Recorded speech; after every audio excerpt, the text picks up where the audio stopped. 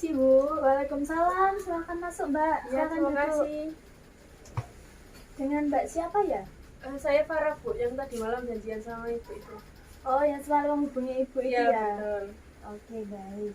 Sebelumnya Mbak Farah boleh duduk yang nyaman Oh, dulu. iya. Oke, sudah nyaman? Iya, sudah. Ya, baik. Gimana nih kabarnya Mbak Farah? Alhamdulillah saya sehat. Kalau ibu sendiri gimana kabarnya? Alhamdulillah, Ibu juga sehat. Ngomong-ngomong dari mana ini Mbak Farah? Dari rumah ini tadi langsung ke sini. Oh, langsung dari rumah Iya. ya ke sini. Oke. Sehubungan dengan kemarin, Mbak Farah kan membuat janji sama Ibu untuk bertemu hari ini. Kira-kira apakah ada yang bisa Ibu bantu? Iya, sebenarnya sih saya ada sedikit masalah yang cukup mengganggu, tapi saya merasa masalah ini tuh udah agak lama sih Bu, dan semakin di situ semakin kayak nggak nyaman gitu loh saya. Terus ya pada akhirnya saya memutuskan untuk mau segera mengakhiri atau menyelesaikan masalah yang saya hadapi. Oke. Jadi di sini Mbak Farah ingin menyelesaikan masalahnya dan menghubungi Ibu ini, Mbak Farah ingin melakukan proses konseling, gitu. Iya, betul. Oke, baik. Apa sebelumnya Mbak Farah udah pernah ikut konseling? Belum pernah sih, ini baru pertama kali. Oh, baru pertama kali ya? Iya. Oke, baik. Kalau begitu, Ibu akan jelaskan dulu apa itu konseling. Jadi, konseling ini adalah proses pemberian bantuan yang diberikan oleh konselor untuk membantu konseli menyelesaikan permasalahan konseli. Nah, di sini Ibu di sini sebagai konselor yang sebagai fasilitator Mbak Farah, membantu Mbak Farah untuk menyelesaikan permasalahan dari Mbak Farah. Nah, di sini konselingnya ini Mbak Farah ya. Bisa dipahami? Iya, bisa. Oke, baik. Lalu di dalam konseling ini ada asas-asas yang perlu Mbak Farah ketahui. Yang pertama itu ada asas kerahasiaan. Dan di sini selama proses konseling ini apapun yang Mbak Farah ceritakan tidak akan diketahui oleh orang luar selain Ibu dan Mbak Farah, karena ada asas kerahasiaan tadi. Nah, lalu ada asas keterbukaan. Di sini sangat-sangat diperlukan keterbukaan dari Mbak Farah sendiri. Nah, kalau Mbak Farah terbuka, nanti akan mempermudah untuk kita mencapai tujuan dari proses konseling ini, gitu ya Mbak Farah. Oke, selanjutnya ada asas kesukarelaan. Nah, di sini ini Mbak Farah mengikuti proses konseling karena atas dasar kemauan Mbak Farah sendiri, sukarela Mbak Farah mengikuti konseling ini. Apakah Mbak Farah kesini melakukan proses konseling ini karena kemauan sendiri atau ada pihak lain yang meminta Mbak Farah mengikuti konseling? Untuk proses kali ini saya memang benar-benar ingin melakukan sendiri sih Bu, karena saya merasa harus segera menyelesaikan masalah saya ini seperti itu. Oke, baik, bagus sekali kalau memang ini dari keinginan Mbak Farah sendiri. Jadi nanti Mbak Farah bisa lebih leluasa lagi dan lebih enjoy mengikuti proses konseling. Oke, baik Mbak Farah. Sebelum kita mulai ke tahap inti dari proses konseling ini, kita akan membuat kontrak waktu nih Mbak Farah. Kontrak waktunya kira-kira apakah Mbak Farah ingin melakukan proses konseling ini setiap pertemuannya antara 30 menit sampai 45 menit. Kira-kira berapa menit Mbak Farah? Saya rasa sih cukup 30 menit Bu ya, karena ya di tengah-tengah gitu, tengah-tengah waktu, enggak terlalu panjang, enggak terlalu pendek juga. Oke, baik. Jadi kita buat 30 menit aja ya. Iya. Menurut Mbak Farah yang pasnya itu enggak kelamaan juga enggak terlalu cepat gitu ya. Iya. Oke, lalu setelah itu untuk pertemuan kita ini kira-kira dilakukan seminggu sekali, 2 minggu sekali, atau bagaimana Mbak Farah? Kalau menurut saya sih Bu, 1 minggu 1 kali saja. Jadi satu kali. setiap minggunya kita bertemu 1 kali. Kalau misalnya 2 minggu 1 kali kan nanti takutnya kalau nggak selesai dan jadi agak lama gitu nanti mundurnya. Iya, benar sekali Mbak Farah. Jadi kita sepakati kalau pertemuan konseling kita ini selama 1 minggu sekali, setiap 1 minggu sekali ya. Karena tentunya dalam proses konseling ini tidak bisa diselesaikan langsung pada satu pertemuan saja, masih butuh mungkin 2 pertemuan, 3 pertemuan, atau bahkan lebih. atau mungkin bisa juga dalam pantauan kalau memang sekiranya masalahnya itu tidak terlalu rumit gitu Mbak Farah. Apakah bisa dipahami? Iya Bu, saya paham. Atau mungkin ada pertanyaan sebelum kita lanjutkan? Sudah cukup jelas. Sudah cukup ya. Oke baik, kalau begitu langsung saja kita masuk pada tahap inti dari proses konseling ini. Sekarang Ibu persilahkan Mbak Farah untuk menceritakan permasalahan Mbak Farah ini lebih detail lagi. Jadi saya tuh punya rasa kurang percaya diri yang agak berlebih sih Bu. Jadi maksudnya itu dulu tuh karena saya pernah tampil di depan, kemudian saya pernah dikritik oleh teman saya. Nah, kritikan itu tuh kayak benar-benar membuat saya sakit hati dan saya teringat-ingat sampai saat ini seperti itu. Nah, itu yang membuat saya tidak memiliki rasa percaya diri dan minder kalau di depan banyak orang seperti itu. Oke. Tampil di depan itu ngapain Mbak Farah? Kalau misal presentasi di depan kelas atau mungkin iya sih seperti itu. Oke. Lalu teman yang mengkritik Mbak Farah ini kira-kira kritikannya seperti apa? Apakah Mbak Farah masih ingat apa yang diucapkan? Dulu sih waktu saya presentasi waktu masih SMA ya. Jadi saya kan waktu presentasi kemudian saya menjelaskan materi-materinya yang harus disampaikan kepada teman-teman. Nah, pada waktu saya selesai presentasi itu ada salah dua teman saya yang tiba-tiba itu menghampiri saya dan bilang gini, kamu loh presentasimu kok nggak jelas sih, aku nggak ngerti apa yang mau omongin. Terus kalau presentasi tuh yang jelas gitu loh, yang inti-intinya aja, jangan ribet kayak kamu tadi. Aku jadi nggak paham dan ya kayak menyalahkan saya seperti itu loh Bu. Kayak gitu. Oke baik, Ibu bisa mengerti. Jadi kesimpulannya di sini permasalahan Mbak Farah ini tidak percaya diri berbicara di depan banyak orang karena Mbak Farah memiliki pemikiran bahwa takut kalau nanti bakal disalahkan, tidak diterima begitu ya. Gitu. Oke. Untuk teman-teman Mbak Farah yang dulu ini kira-kira mereka itu teman dekat Mbak Farah, teman jauh atau mungkin tidak dekat sama sekali? Mereka sih teman-teman jauh, maksudnya teman biasa aja di kelas itu, enggak yang teman dekat sama saya tuh enggak. Jadi ya hanya sebatas ya kadang nyapa, kadang enggak, ya seperti itulah Bu. Kan kita kan kalau anak SMA kan kadang-kadang geng-gengan gitu kan.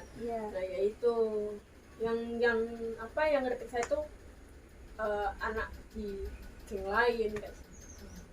Oke. Jadi yang mengkritik Mbak Farah ini bukan hanya satu orang, lebih dari satu orang. Iya benar. Oke. Apakah Mbak Farah pernah kayak dirundung gitu, misalnya posisi Mbak Farah lagi sendirian terus dikritiknya itu kayak Mbak Farah lagi sendirian terus saya merasa terpojokan atau bagaimana? Enggak sih, itu pada waktu itu kan selesai presentasi, kemudian saya duduk. Nah itu juga ada teman-teman dekat saya juga di sebelah saya gitu. Terus dia datang deh, dia bilang kayak gitu tadi Bu, kalau penjelasan saya tuh nggak jelas lah, terus belibet gitu loh, nggak langsung di poin-poinnya seperti itu. Oke, berarti teman Mbak Farah yang itu mengkritik Mbak Farah itu langsung di depan banyak orang gitu ya? Iya itu makanya yang buat saya, ya Allah kok dia tega sih kayak ngeritik aku kok di depan orang banyak ya. Saya jadi ngerasa malu juga Bu, karena kan di sini juga banyak teman-teman saya juga, dan ya kayak orang teman-teman saya kan kayak ngeliat saya tuh kayak jadi nggak enak ya pandangannya gitu loh Bu. Oke, Ibu bisa mengerti. Lalu setelah itu apakah setiap Mbak Farah melakukan presentasi mereka itu melakukan hal tersebut terus menerus atau hanya sekali itu saja? Kebetulan kan waktu SMA itu presentasi hanya beberapa kali Bu ya, enggak setiap hari presentasi gitu. Nah saya itu dikritik itu sebanyak berapa ya Kak? 2 sampai 3 kali mungkin ada Bu. Nah itu yang membuat saya kayak ya ampun, sesalah itukah, kayak sekurang itukah saya menjelaskan kepada mereka, padahal teman-teman saya yang lain pun fine aja, nggak yang apa ya Bu, nggak yang mengkritik sepedas kayak dia itu. Oke. Jadi karena kritikan tersebut jadi membuat Mbak Farah tertanam pada pemikiran Mbak Farah kalau nanti Mbak Farah bicara di depan umum jadi nanti disalahkan atau bagaimana. Ya, jadi sejak saat itu saya langsung mikir, so iya sih penjelasan itu kok jelas, masa iya sih kok apa ya namanya kayak gak bisa diterima segitunya sampai dia itu berani ngomong kayak gitu ke saya dan di depan orang-orang banyak. Jadi saya kayak malu dan merasa kayak ya wis lah, ya besok lagi aku nggak mau maju. Maksudnya kalau presentasi itu mungkin aku nggak bakal mulai dulu, atau mungkin aku bakal jadi penjelas yang terakhir atau seperti apa gitu. Jadi kayak ada rasa takut juga, ada rasa cemas. Pikiran saya kalau maju tuh, wah ini nanti diterima nggak ya di apa ya, bisa diterima dengan baik atau mungkin malah saya dijelek-jelekkan lagi atau seperti apa. Saya jadi punya perasaan takutnya seperti itu. Oke, jadi setiap Mbak Farah presentasi ini jadi tidak maksimal ya? Iya betul. Karena pemikiran tersebut. Iya. Oke, lalu ngomong-ngomong ini sekarang Mbak Farah sekolah atau kuliah? Karena sih saya melanjutkan kuliah Bu. Udah semester berapa Mbak? Sudah semester 5 sekarang. Oh, udah semester 5 ya? Berarti udah cukup lama kenal sama teman-temannya, cukup dekat. Sama sih Bu, beberapa aja dan nggak semua, nggak satu kelas akrab tuh nggak beberapa ya. Sama sih ternyata. Saya kira apa ya, masuk di dunia perkuliahan itu bisa gabung semua, bisa akrab semua. Ternyata ya sama aja, kayak ya ada apa ya, kayak ada gengnya atau circle-nya sendiri kayak gitu. Ya, memang mulai dari kita SD Mbak Farah sudah bisa iya, merasakan, iya. bahkan anak-anak kecil aja yang masih main itu ada geng-gengnya sampai kuliah. Kadang-kadang Nah, apalagi kalau kuliah itu kan lebih individualisnya itu lebih menonjol gitu kan. Ya, Mbak Farah udah bisa merasakan sendiri gimana dunia perkuliahannya sebenarnya. Lalu kalau kuliah ini kan pasti sering banget ya Mbak Farah presentasi, dari semester 1 pasti langsung kayak banyak presentasi gitu ya. Itu gimana Mbak Farah kalau disuruh presentasi? Nggak mau atau gimana? Kebetulan kan kalau kuliah ini presentasinya juga masih kelompok, mungkin maksimal tuh 3 orang lah ya, 3 orang 3 anak ini. Nah waktu presentasi 3 anak ini tuh, kalau waktu saya presentasi tuh kayak sayanya itu lebih memilih untuk menjelaskan yang akhir atau yang mudah dijelaskan agar bisa ditangkap. Jadi saya kayak jadi nggak berani ambil risiko untuk hal-hal baru tentang yang memang harus saya pelajari seperti itu loh. Jadi saya nggak berani untuk apa ya, menonjolkan diri saya. Jadi padahal saya itu paham dengan apa yang harus saya sampaikan, tapi itu tadi lagi pikiran saya takut lagi, karena kalau nanti nggak bisa diterima, nanti bakal ada ngeritik malah lebih pedas lagi dari waktu dulu saya SMA. Jadi saya kayak biasanya saya gampang aja kayak gitu. Oke, baik Ibu mengerti. Lalu selama ini apakah belum pernah ada kayak presentasi sendiri? Belum pernah? Ada sih Bu. Itu gimana Mbak Farah? Ya saya berusaha untuk apa ya, berusaha untuk tenang. Kemudian saya juga tetap ada pikiran, saya diterima nggak, saya bisa apa ya, bisa apa ya namanya, bisa menyampaikan dengan baik atau tidak, bisa menyimpulkan juga apa yang saya sampaikan dengan baik atau tidak. Kayak ya saya kadang gemeteran, kadang juga keringat-keringat semua keluar, kayak aduh siapa ini ya, apa ini, saya mikirnya gitu terus. Tapi saya juga berusaha untuk menyampaikan materi-materi yang harus saya sampaikan. Oke, baik. Berarti di setiap Mbak Farah maju untuk presentasi itu pikiran itu nggak pernah hilang ya? Iya. Selalu ada. Oke. Lalu apakah selama Mbak Farah kuliah ini ada teman Mbak Farah yang pernah mengkritik Mbak Farah secara langsung? Dulu waktu awal-awal sih, karena memang masih baru belajar, itu memang ada sih, karena kan kita juga belum terlalu kenal sama semuanya kan. Ya mungkin ada lah yang bilang presentasimu tadi lo kurang kurang gini besok di mungkin bisa dipelajari lagi ya, jadi biar teman-teman yang lain juga bisa jelas nerimanya kayak gitu sih. Jadi mereka tetap ngeritik, cuman mereka juga ngasih solusi seperti itu loh, nggak hanya ngeritik saja dengan ucapan yang pedas, ucapan yang menyakitkan hati, nggak hanya gitu. Oke, jadi untuk kritikan yang Mbak Farah terima selama kuliah ini, teman-teman Mbak Farah ini justru malah memberikan kayak kritikan yang membangun dan Iya betul. bisa Mbak Farah terima ya, bisa karena nggak kata-katanya nggak pedes Ya, gitu. tapi kadang-kadang saya juga kepikiran, wah saya dikritik lagi nih, jadi saya masih kurang lagi nih, dan itu juga kadang-kadang masih masih menjadi ketakutan tersendiri untuk saya, Bu, karena jadi tadi dikritik lagi, kurang lagi ini, berarti pasti ada juga teman yang lain yang merasa kalau aku juga kurang gitu loh, tapi mereka nggak berani untuk menyampaikan seperti itu, memilih untuk diam saja. Oke, baik.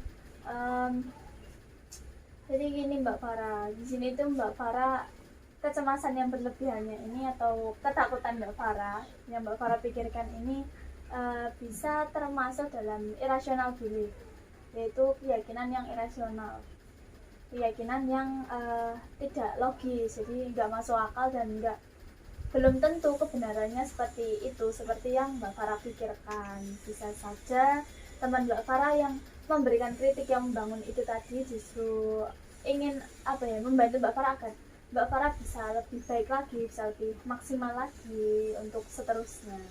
Dan untuk teman-teman yang lain itu mungkin ya gimana ya, orang kan nggak ada yang tahu di belakang mau ngomongin kita apa gimana, kalau nggak diucapkan ya sudah, kan nggak mengganggu kita juga.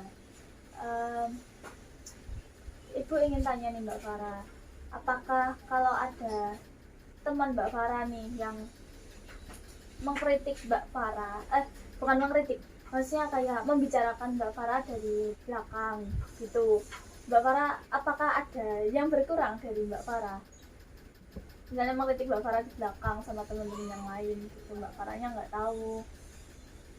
Kalau itu sih saya ngerasa ya bodo amat sih, Bu. Jadi kalau misalnya memang ada yang membicarakan saya di belakang saya karena kekurangan saya tadi, ya sudah, orang ini loh, ini aku kayak gini, kalau memang kamu gak terima ya seharusnya ngomonglah baik-baik ke saya, jangan malah menceritakan keburukan saya ke orang lain yang membuat orang lain juga gak suka sama saya dan gitu. Jadi saya kayak udahlah bodo amat, meskipun mereka membicarakan A, B, C sampai Z tentang saya, dan saya tidak tahu itu, ya saya biarin aja, Bu.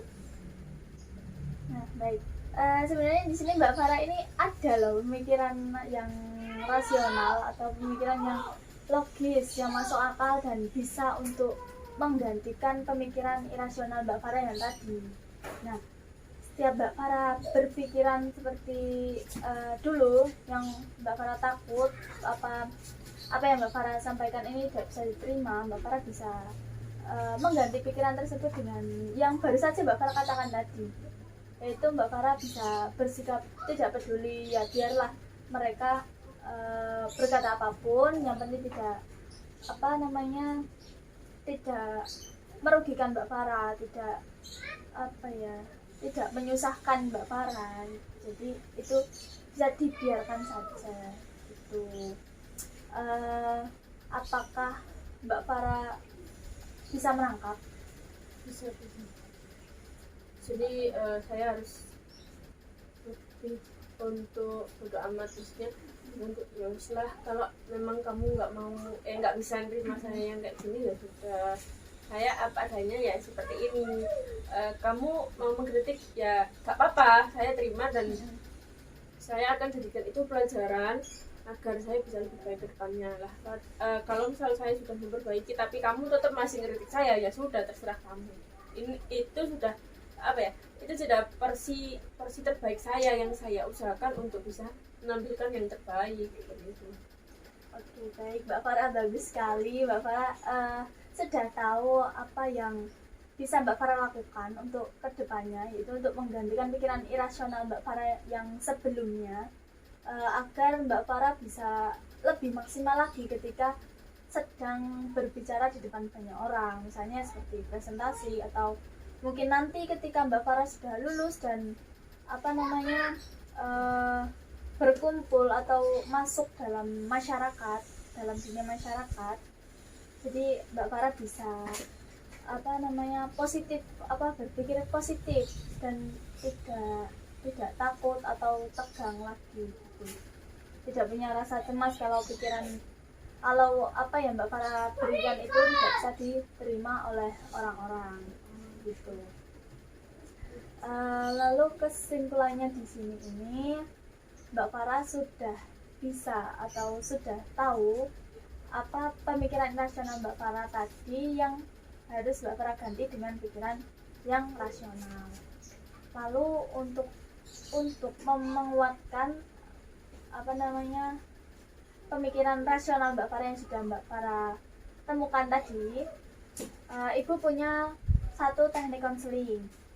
Tekniknya itu teknik reinforcement positif, yaitu teknik penguatan positif. Nah, apa Mbak Farah sudah tahu apa itu teknik penguatan? Belum tahu. Belum tahu. Oke, baik. Jadi Ibu jelaskan dulu ya. Teknik reinforcement atau teknik penguatan itu adalah penguatan yang dilakukan untuk membuat tingkah laku atau pemikiran yang diinginkan tetap ada dan menghilangkan pemikiran-pemikiran yang tidak diinginkan. Jadi begitu Mbak Farah. Nah, kalau misalnya Mbak Farah bisa mempertahankan pemikiran rasional Mbak Farah tadi, Mbak Farah ini bisa diberi sebuah reward atau hadiah yang bisa membuat Mbak Farah semangat dan tetap konsisten untuk memiliki pemikiran yang rasional tadi itu sampai bisa benar-benar tertanam dalam pikiran Mbak Farah, dalam benak Mbak Farah, sehingga itu nanti akan menjadi kebiasaan Mbak Farah yang baru, kebiasaan positif Mbak Farah yang baru, dan menghilangkan kebiasaan yang negatif sebelumnya. Apakah bisa dimengerti Mbak Farah? Iya, bisa dimengerti. Oke. Lalu untuk rewardnya ini kira-kira apa yang bisa membuat Mbak Farah ini senang, lalu bisa konsisten gitu mempertahankan pemikiran rasional Mbak Farah? Mungkin kalau reward untuk diri saya sendiri ya mungkin saya bisa jalan-jalan atau belanja, mungkin shopping gitu sih. Seperti itu. Oke. Jadi untuk itu perlu apa nih Mbak Farah? Mbak Farah pakai uang sendiri atau perlu bantuan dari orang tua? Sih perlu bantuan dari orang tua. Oke. Jadi untuk dalam rewardnya Mbak Farah ini berarti dibutuhkan peran orang tua ya. Iya. Jadi nanti Mbak Farah bisa bicarakan pada orang tua Mbak Farah tentang hal ini. Kalau harus apa namanya? Kalau nanti Mbak Farah bisa ini nanti kasih reward ya, kasih rewardnya itu tadi yang Mbak Farah sebutkan tadi. Nah, kalau nanti ada kendala nanti biar Ibu bantu koordinasi sama orang tua Mbak Farah langsung, begitu ya. Bisa dimengerti Mbak Farah? Iya, bisa. Oke, baik. Untuk ini kan Mbak Farah udah tahu ya, maksudnya udah dapat mengalihkan pemikiran irasional Mbak Farah tadi menjadi rasional dan sudah mengetahui reward yang dapat membuat Mbak Farah ini lebih konsisten lagi, begitu ya. Untuk selanjutnya, jika memungkinkan, jika Mbak Farah masih ada kendala atau masih belum ada perubahan, Mbak Farah bisa menghubungi Ibu, karena Ibu juga setelah proses konseling hari ini, Ibu juga akan tetap memantau perkembangan Mbak Farah selama seminggu ke depan. Nah, selama seminggu ke depan itu nanti bisa kita lihat apakah Mbak Farah ini perlu melakukan proses konseling lagi atau justru malah sudah selesai, Mbak Farah sudah bisa mencapai tujuan dari Mbak Farah dan sudah puas dengan hasil dari proses konseling ini, gitu. Bisa dipahami Mbak Farah? Iya, betul. Apakah ada yang ingin ditanyakan sebelum? Mungkin sudah cukup jelas sih apa yang disampaikan. Iya. Oke, baik kalau begitu karena Mbak Farah sudah menuntaskan ini tadi, sudah bisa menemukan pemikiran rasional Mbak Farah dan sudah paham mengenai teknik yang akan kita gunakan selama kedepannya. Mungkin sudah cukup bisa kita akhiri untuk pertemuan hari ini. Jika memungkinkan atau jika memang diperlukan, kita akan melakukan proses konseling lagi di minggu depan ya, kalau memang nanti hasil pemantauan dari Ibu dan juga Mbak Farah ini masih belum terlihat hasilnya atau justru malah ada kendala-kendala ya Mbak Farah. Kalau begitu terima kasih, mohon maaf kalau Ibu ada salah kata atau tindakan yang kurang berkenan bagi Mbak Farah. Mungkin bisa Ibu akhiri ya. Baik Bu, saya juga mengucapkan terima kasih karena Ibu sudah bersedia membantu saya untuk setidaknya membantu menyelesaikan masalah yang sedang saya alami. Jadi supaya saya juga bisa tahu saya harus seperti apa ke depannya, dan saya tahu harus membuat plan apa supaya proses konselingnya tadi bisa terlaksana dengan baik. Saya ucapkan banyak terima kasih kepada Ibu. Ya, Ibu juga berterima kasih banyak sama Mbak Farah karena sudah mengikuti proses konseling ini dengan sangat baik dan sangat aktif dalam berinteraksi bersama Ibu, jadi memudahkan Ibu untuk mencapai dari tujuan Mbak Farah ini bagaimana ke depannya. Ya. Oke, Kalau begitu saya pamit dulu Bu ya. Terima kasih banyak. Kalau nanti ada kendala saya akan hubungi Ibu kembali. ya baik Mbak Farah, terima kasih semuanya ya Mbak Farah. Assalamualaikum.